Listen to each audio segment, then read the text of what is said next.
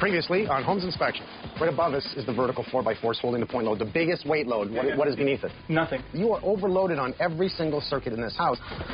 We now found asbestos. We're finding mold. We found plumbing problems. We found electrical nightmare, structural nightmare. It's hard to comprehend how many things are actually wrong with this place. We've opened up a nightmare. We have to fix the nightmare. The right way is to gut your whole house.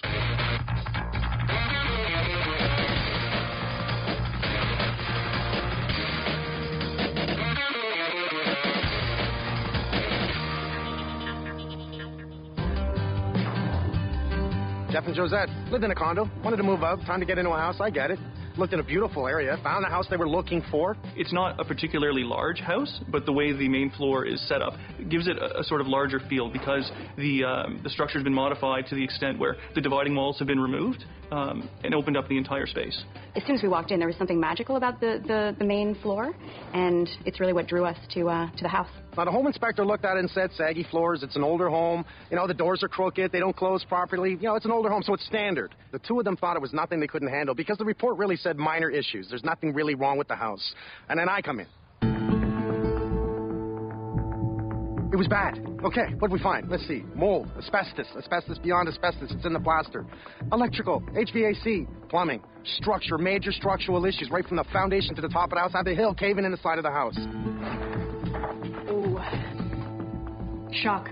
I'm in complete shock. I didn't expect. I knew that, you know, according to Mike, last time we saw him, this house should be condemned. And I didn't think he actually meant it. You know, when I talk about this as being bad, think about everything that can be wrong with your house, and look at this house. Everything is wrong with the house. Like, how can that be? Like one bad reno after another? Yeah, it makes your stomach feel like it's just going to drop out. Sagging floors. That's nothing. Yes, it's structural. It's all kinds of walls that should have been there. You know what? Everyone that touched this house prior to these people did it wrong. It's sad. And we're angry, too. I mean, who do we direct our anger at? I don't know. The contractor? Yes. The home inspector? Yes. Ourselves? Probably a little bit. I mean, yeah. Do I regret buying this house? Yes. That house is wrong. I need to make it right. Period.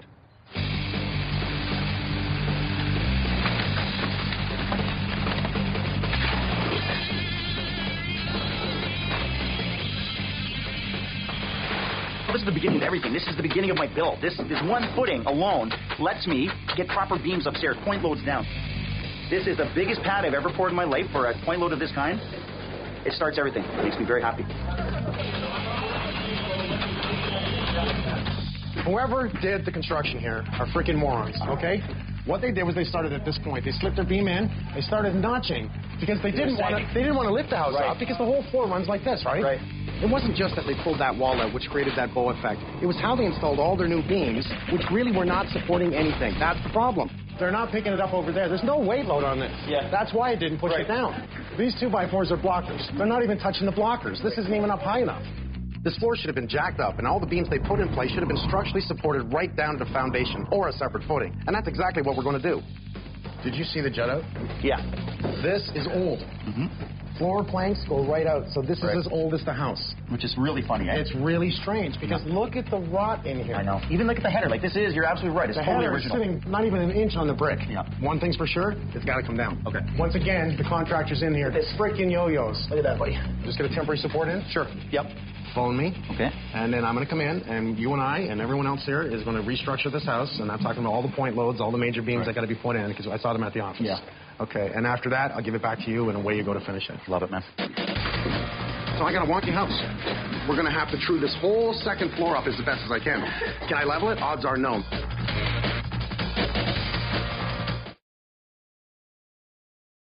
Obviously, someone's done some renos here. This is an older house. There used to be some walls, and they're all gone. Upstairs, the floor is essentially sinking. First thing is I got to get the floor poured today. I can't pour a floor around wood. So I'm going to take down the landing and the stairs. It's the easiest solution. I got to get more gravel down here, bring it in through that door. It'll make my life a hell of a lot easier. So I'm going to lose this today. We have Angelo. He's actually filled this whole wall in a couple of days. He's got a little bit left to do there. Filling in that corner. Then this wall's done. They can waterproof this wall. We had glass blocked here. That glass block was so poorly done, I could actually fit my hand over top of it. Not to mention, we have a point load coming down right here. Well, if you look at this joist, it's cut out. Eventually, if any weight was actually put on that, this was going to actually come down. Very, very dangerous. We're filling it in. I've got a truck outside. It's filled with concrete. I still have guys working down here. We still have a lot to do, so I'm not panicking, but I'm a little nervous. I want to make sure I can get this down in a reasonable amount of time. You don't want concrete sitting on the truck. It'll start setting up, and it's no good anymore. We want the same amount right through, right, guys? Double check the whole area. The most stressful part is, I think, right about now, trying to prep for the concrete while the concrete trucks are waiting up front. We're using the laser here to get our gravel level to put our insole tarp on top of. That level looks actually perfect. So let's roll that right out there, guys.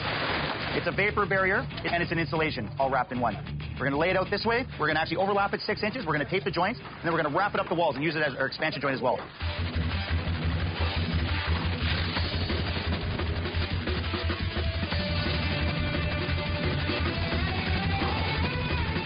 Ooh, baby. So this Agilia saves us so much time. There's no troweling involved anymore. It's unbelievable. Yep. You just basically, you're using a couple of small tools. You're just leveling it out, letting it self-level itself, just making sure you have the right thickness, and away you go. Yep. That's a good bed of concrete. The final step here is a curing compound to lock the moisture in and prevent evaporation from the surface, and that'll give us a nice clean surface with no cracks. It took a long time to get to this point. All the demo, everything we had to fix, the footings were in place, the concrete floor has been poured. Now we start to build upwards. Get the string line on either end of this beam for me, Carl. Come down here. I want you to pin it to the underside here, okay? Just to the side, but right at the bottom. I'm just trying to see if there's any kind of bow in this beam at all. The first floor wasn't so bad, so we're just going to start shoring it up. Then Mike can come in when we start jacking up the second floor. So this is where the sag is. Let's just see. Just under a 1/4 inch. Can you see that? We'll just start jacking. I'm not trying to level this floor by any means. It's almost a 100-year-old house. There's no way I'm going to get this floor level unless I redo the whole thing, which we're not doing. So I'm going to actually just get it true, which means we're going to try and take all the little bellies out of it. The reason we're basically putting these 2x6s up is so that this beam will turn on its side. It's not going to cripple and fall and fall on anyone and hurt them. Go by my lead. I'm going to crank it, then I'm going to let you crank it. I want you to go 2 down as well, right? Okay, the same thing. When I crank this, these are going to be affected, so I'll go slowly. Okay, you ready? Yes, sir. I'm watching. Okay, go ahead. Awesome watching that move. Yeah. Is it going up? Yeah, you're getting really good. You're down to about an 8 left to go on the floor in the center. I'm going to crank it up one more time, okay? Carl's end's got to go up, though. Yeah, we know. Carl's cranking slow. We have 2 different methods here. One is a string method and one is the laser level. Now, the laser level will always show you level, where the string will show you true. Oh, you're good. We're good right there? Yeah, man. What we've done is we went tight off each end, where the actual joists have stayed true over the years and are worried about the middle. So when I jack that, the middle's going to raise up, the ends are going to stay, and I should be able to raise that floor right to my string line. It looks good. It looks really good, actually. Oh, look at that. That's about as good as we're going to get it. We're jacking the second floor up today, so I'm feeling better. We're actually back to the point where we originally came here for. We have the welders here to flip the column over on the left-hand side of the house here. We're pulling the column out of the wall there and rotating it 90 degrees to get the face out, so the structural integrity is still there. We need pockets on the metal beam to support the beam coming right across in front of the stairs here. They need to weld that on today, too, and then their job is done. So we have a big day today. Mike's coming in at any point, so I'd like to get this, at least the support beams in, so when he gets here, we can actually start jacking this thing, make him a happy man. James put the jack posts on both sides of the old beams. That way we can jack up the entire second floor, and they'll act as a temporary structure until we get the new beams in. There's no way I can level it 100% because the house has gone cockeyed. But I can true up those floors, and I can make it last forever. Okay, so you guys give a full crank right now? Once we true up the floor and all the old beams are removed, we'll install the 3 new engineered beams and the structure that carries the weight load directly down to the foundation. Okay, let's go halfway. Ready? Yeah. Nice sound, eh? Yeah. Let's get that measurement right there. 15 3/8. Yeah, I got 15 1/8. That's good. Look at how much we're off that beam, guys. Yeah. Okay, let's remove the beam. As far as I'm concerned, once I jack this floor, more than likely the ceiling upstairs is going to be fine. Cross that path when I get there. Okay, right outside. Okay, boys? This is kid stuff. Not hard. You know, when you're playing with structure, make sure you're bringing someone who knows what they're doing. Otherwise, they put posts in wrong, and the house can cave in. That's usually not a good thing.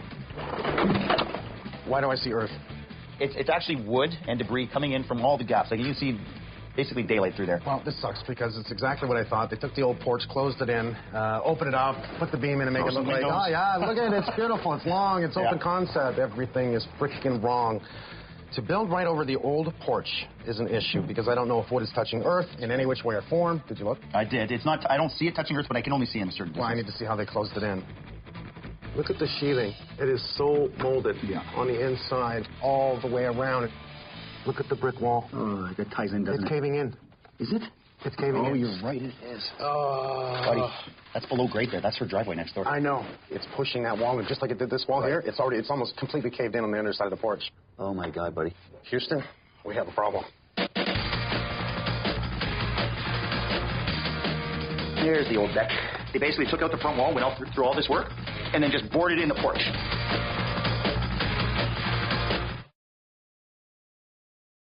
They did the plumbing wrong. They did the electrical wrong. They did the structure wrong. They did everything wrong. The walls were going to cave in and the ceilings were going to fall down.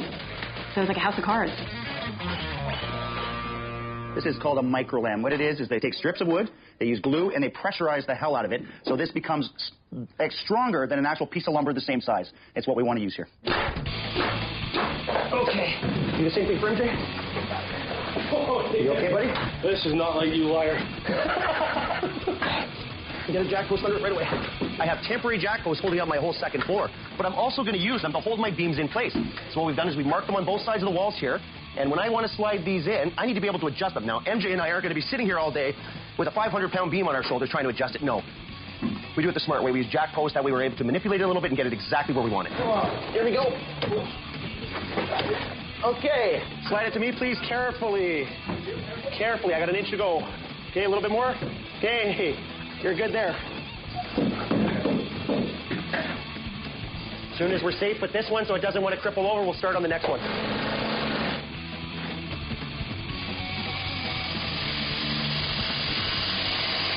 Okay, so I'm going up, okay? Now, can you get it up anymore? Oh, hello! That's beautiful. I feel really good about that. So I've done my measurements. I'm actually pretty comfortable that we have this floor exactly trued up. It's a flat surface now. It's not exactly level, but it's a 100-year-old house. I'm happy the way we have it right now. Yeah. Psychologically, it's big, because that's what was holding up your main floor. But we have our beams in place. I feel very comfortable now taking the shoring out and walking away with my beams in place, knowing that those beams are not going to move for another 100 years. Now, the last thing I want to do before I start rebuilding this is pull up the floorboards in the porch area to actually see what we're dealing with here.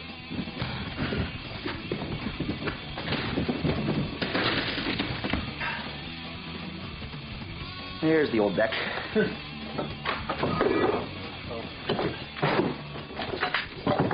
I think this is actually worse than Mike thought.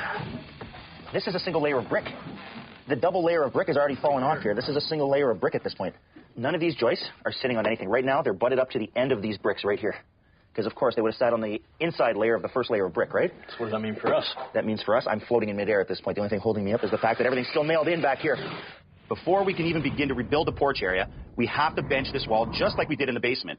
And we also have to pour a foundation under the rest of the porch. What they've done is they put their form up, and now what we have to do is brace it. I can't brace to the existing plywood. It's not supported by anything on the other side. What we have to do is support it off each side against the brick and pile dirt up against it to stop the form from moving. Concrete's going to want to kick it out.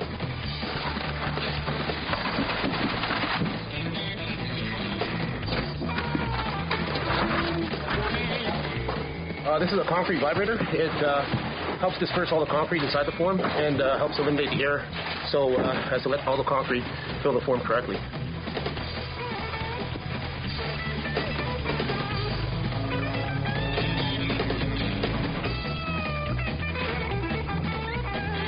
We're going to give them a new kitchen. We came up with an idea. It incorporates using this area where the kitchen originally was, but unfortunately we have a window and a door there that interferes with the cupboards. They need maximum storage space here. The only way to get it is by filling this in, filling that door, and giving them double doors where the bay window is. They're going to lose some light, but they gain a kitchen. Smurf.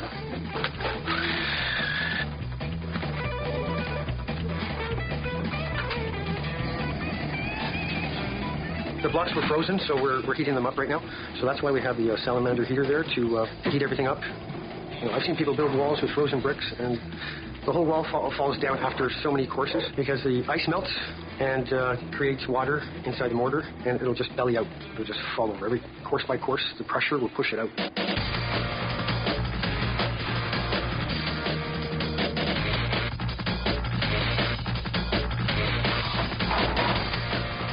These windows are from 1989. I'm not going to trust that the gas in between the two windows is going to be any good anymore. It's probably gone because I can already see condensation in between the two panes. That means my window's already gone.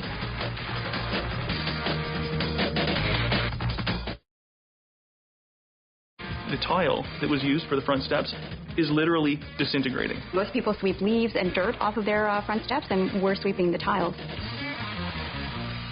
Slate tiles are indoor tiles. They should never be used outdoors because they do have layers in between them. And when moisture gets into these layers, it freezes, pops, and cracks. They crack up like this, and it's like shedding almost. It looks messy, and it's expensive for something that's just going to be ruined in the end anyway. We're going to end up using a flagstone out here because it's not layered. It's actually a stone that's supposed to be outside. These would look pretty in the kitchen or a hallway, but not so much out here.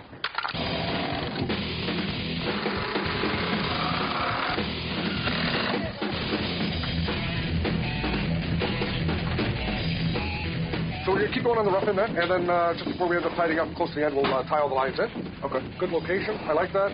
The original panel was located underneath the staircase, which we weren't really happy with its location. They were actually using it to hang clothes in there, which is not too good of an idea. So we've relocated it here simply by adding some pipe along the outside and relocated an extra 4 feet. Better location. You can end up getting to the breakers if you need to. But our goal is going to be very simple. Bring all our feeds to here, and then we're going to end up drilling the back of the panel board and bring the lines through. So the final look is going to be very, very neat, and it's going to end up looking as good as it can.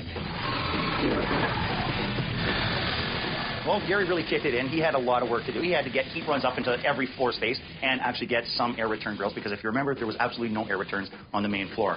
Yep, that was their air return down here. Whoever did the contracting here and decided to leave the return on the floor and just cover it up by a cabinet, big no-no. When you don't have enough return, what happens is your furnace basically starves for air. We've installed a new furnace. Let's do things properly. Let's get them installed in the right position so that we can bring enough air back to that furnace and supply the house with enough heat. Oh my God. Look, if that was once wood. There's about a million reasons I want to take this off. The thing leaked, it's rotted, it's molded. This is going to be nothing but a headache for the homeowner down the road. I'd rather take it off, brick it back in, insulate it properly, make the house look a little better as well, because this is one ugly eyesore.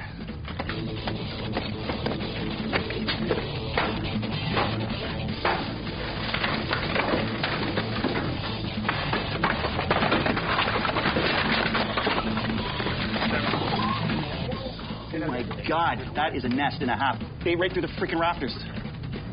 Ah, cool. Cool? Oh, it's neat.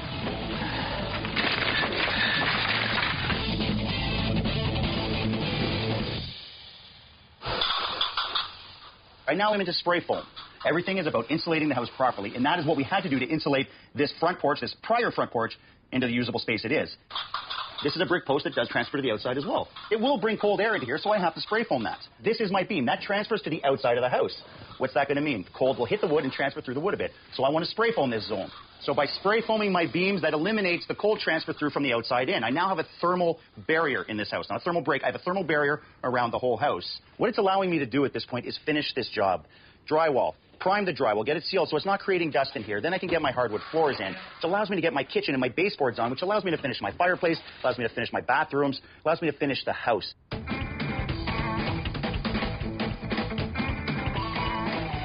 Yvonne and I are just laying down some decha right now in the bathroom. We're getting ready to do our tiles today. This stuff is really smart because it's waterproofing for your bathroom or wherever you are putting it. It prevents cracking, it's for more durability, it's better adhesion for the tile. Your bottom layer here sticks to the structure of your house, and the top layer here adheres your tile to your floor.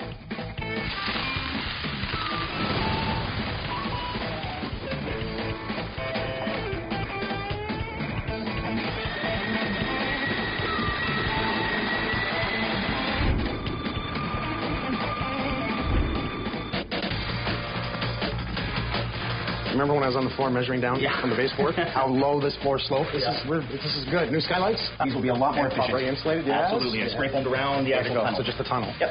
Okay, blue drywall. Love it. We have mold resistant drywall. Blue wood. Love it.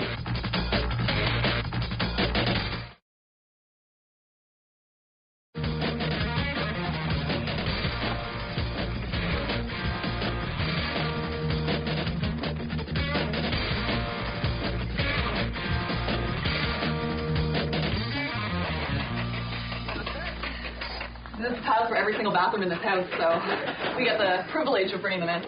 I don't think they could have picked heavier tiles. It's a consistent stream of moving materials, whether it's drywall, hardwood, tiles. There's 75 boxes of hardwood that we moved in yesterday. It's exhausting.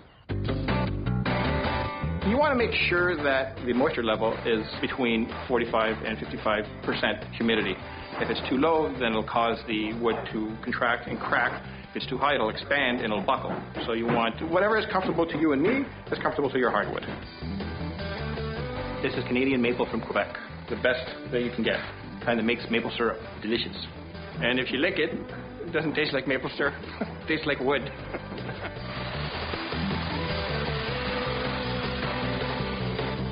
This is something I would want in my bathroom any day of the week. We're putting down a new heat pad, which means it's a radiant floor heat. So I want to get it underneath my tiles. What it does is it's a pad that has a wire that runs through it that heats up. It's protected by the coating on it. So what it's doing is it's heating the bottom of the tile heats up, and basically the heat just radiates out across the whole floor, making the entire floor warm to the touch. It's quite common for us to get in an attic space and see exhaust vents just sort of draped in the attic. And really, the problem with that is that it's warm, moist air, which is a big problem when it comes to the consideration of mold growth in an attic. In the inspection process, so when an inspector is actually doing his walk through a home, he can look up at the ceiling, know that there's an exhaust fan in the bathroom, pop his head in the attic, and see where that pipe goes. If it's vented correctly, it'll be vented up into a proper vent with a collar and insulated. But when you put your head in the attic and you see a pipe just kind of laying loose across the top of the insulation, you know you're going to have an issue there.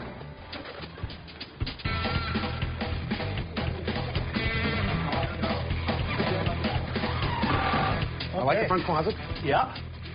Now, I'm ending the tiles here, buddy, just right along here. We were sort of playing with the idea. Chris thought here would be a nice finish for the hardwood. I agreed. We stopped it here. So tiles at the front door only. Tiles at the front door only. Don't bring it beyond this wall, right? Exactly.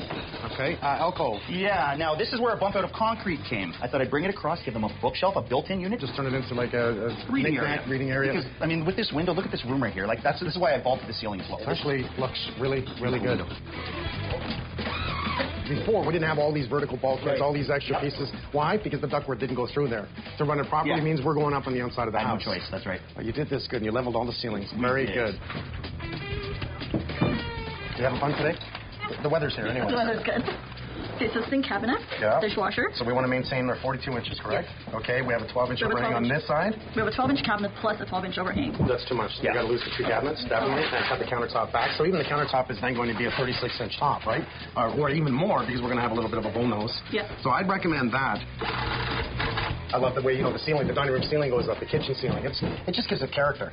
You guys are doing good. I like the cabinets. He's not pointing at me. Thank you. Doing good.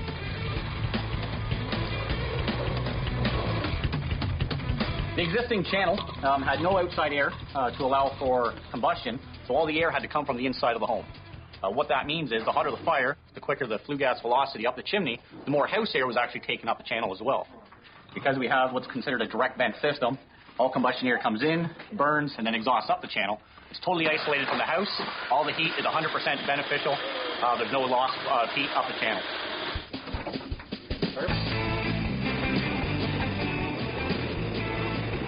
Started the front walls. We've got one wall ready for finish coat. We've got the other side ready for base coat. Excellent. So you're at 3 different stages here. Yes, we are. Just so I know, so we're staying out of your way. We won't use the front door. You'll have full access there. Is the tarping good enough for you? Tarping looks good. Yeah. It is freezing. All that good weather we missed, and we finally get you in here, and it's like minus 20 today. Yeah, unbelievable. I know.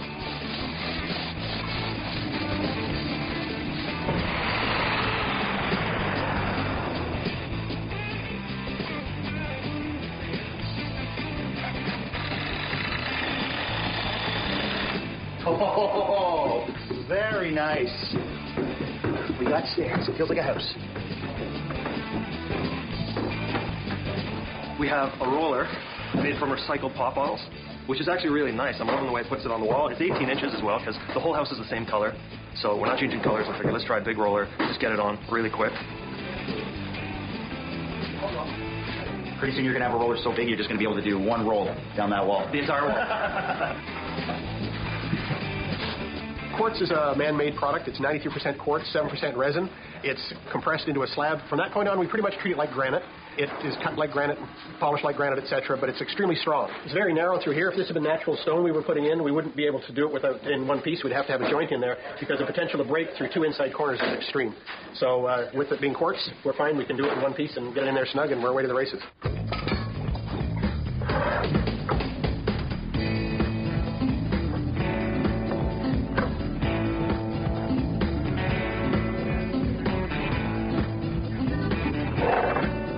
I like this look. I like staggering it all over the place. I know it's harder work. At the end of the day, she'll love this, though. I mean, it's just a really nice look.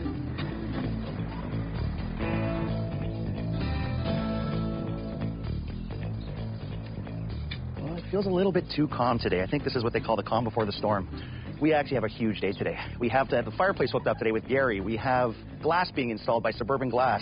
We have the kitchen people coming in to do the final touches on the fireplace. A lot of stuff happening today.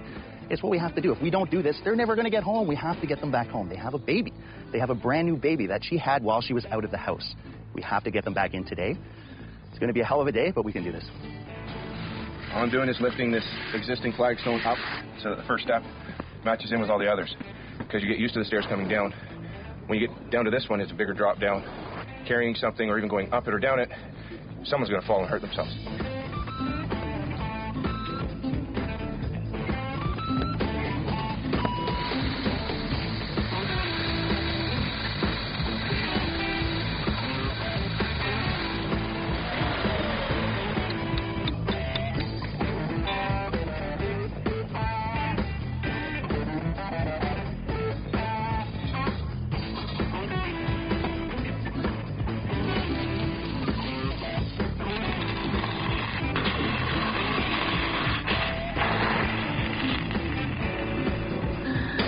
I've never really seen a square railing before. I really, really like it. It just goes with the whole thing in this house. Everything's square. It does, and it looks beautiful. Yeah, very, very nice. Came out nice and strong. I put the hardwood nosing in for you up there. I saw that. That looks awesome. I like the little return at the corner here. That's really nice. And just I'll finish sanding it up once I nail in these pickets for you.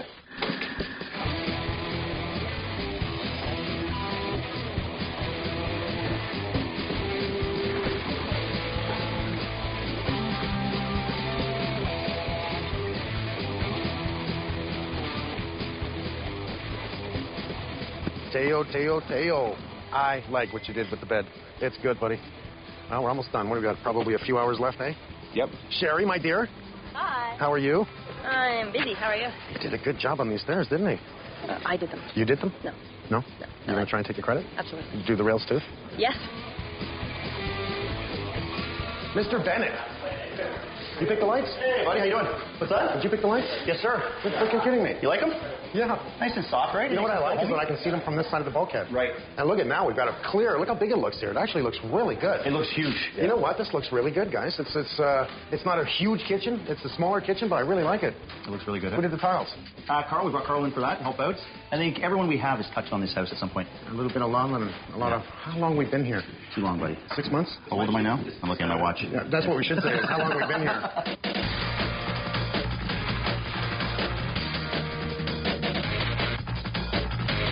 Good job. I'm really impressed, man. I'm really impressed.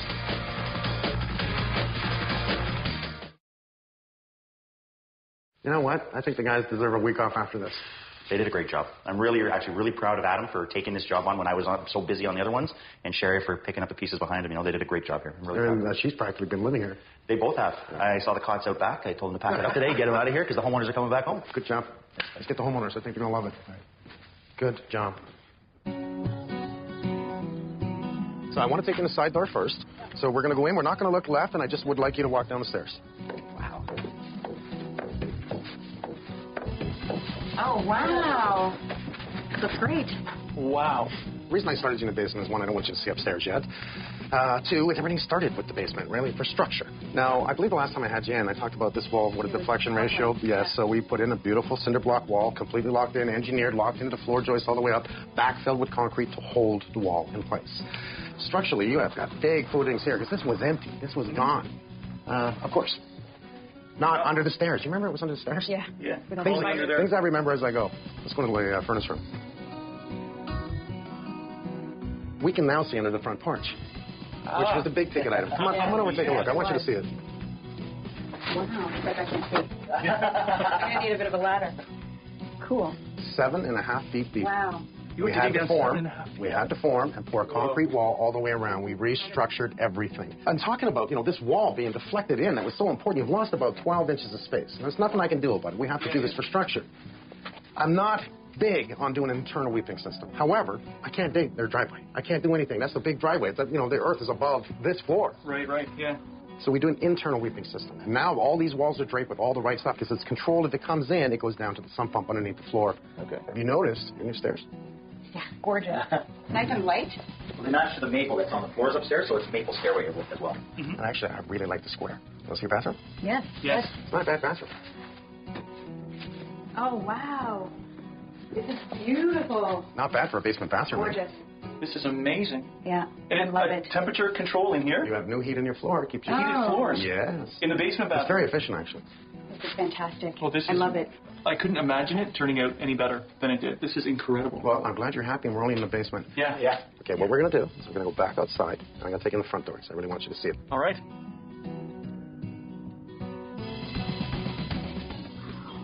Oh, wow. Oh, this is beautiful. Oh, my God. The place looks unbelievable. Yeah, the last time we were here, the house was gutted to the brick. So we didn't really know what to expect, and we're blown away. It's gorgeous.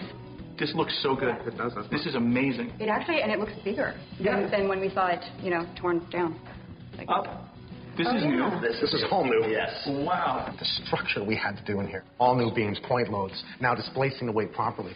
Never could have envisioned anything of this magnitude having to be done to the place. When we first came in and when we first started, seeing a few little issues with the house that maybe weren't picked up in the home inspection, it's just, orders of magnitude more. Now, I know you were involved in the design of the kitchen because a lot of things I said is who picked the tile. I love that tile. That's this one. I love that tile. Yes. You picked the countertops. Yeah.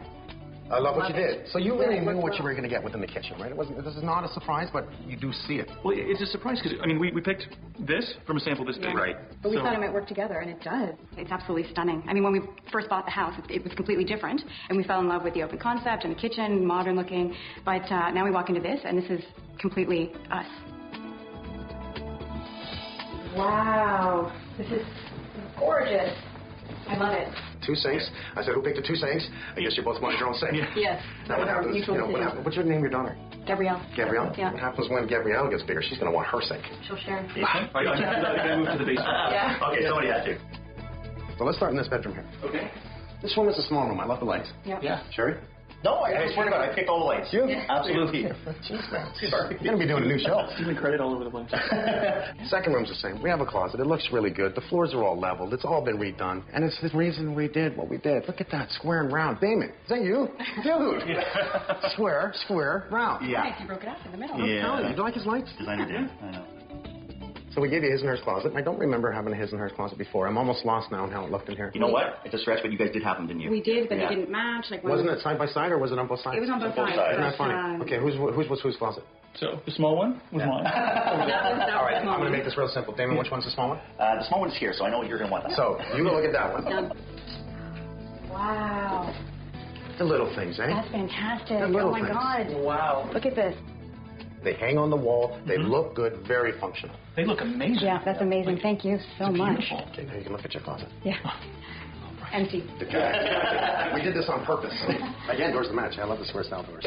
Come on now, we got to do something for you. This is awesome. Bit too much for you, though, right? You can share the space, maybe? I think those 4 drawers are mine. I get 1 drawer and half a rail. Here's what I'm going to guess. You're going to get both closets. He's going to get the closet now.